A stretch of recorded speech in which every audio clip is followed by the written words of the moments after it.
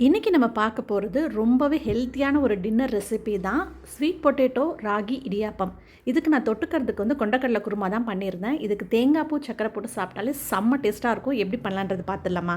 நான் 1 கப் ராகி மாவு எடுத்திருக்கேன், 1/4 கப் அரிசி மாவு இடியாப்ப மாவு எடுத்திருக்கேன். ஒரு ஸ்வீட் பொட்டேட்டோ நல்லா வேக வச்சு அதை நல்லா மேஷ் பண்ணி அதையும் சேர்த்துட்டு நல்லா ஃபஸ்ட்டு மிக்ஸ் பண்ணி எடுத்துக்கோங்க.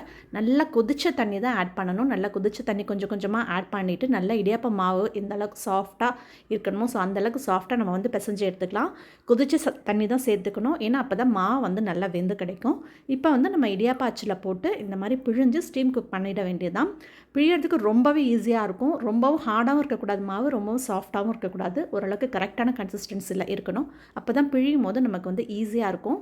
ஸோ இந்த மாதிரி ஃபுல்லாக எடுத்து பிழிஞ்சிட்டு நம்ம ஸ்டீம் குக் ஒரு 5 to 8 மினிட்ஸ் போதும். 5 to 8 மினிட்ஸில் நல்லா குக் ஆகிடும்.